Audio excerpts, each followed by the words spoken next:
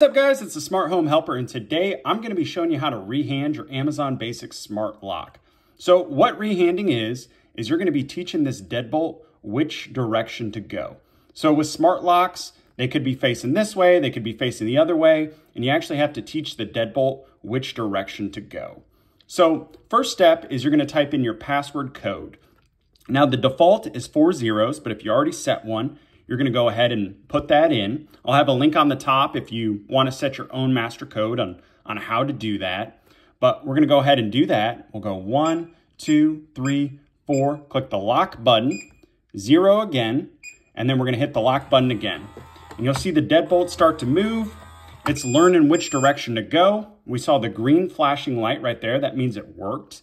If it didn't work, we might want to reset the lock.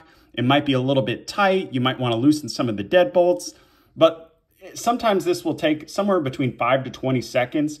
This was pretty quick there, but if you have any issues or problems, just feel free to leave a comment. I'm more than happy to help you out. But that's the first step in setting up your Amazon Basics lock. Thanks for watching, guys, and I have the playlist here on the top to watch more, and don't forget to subscribe. Thanks, guys.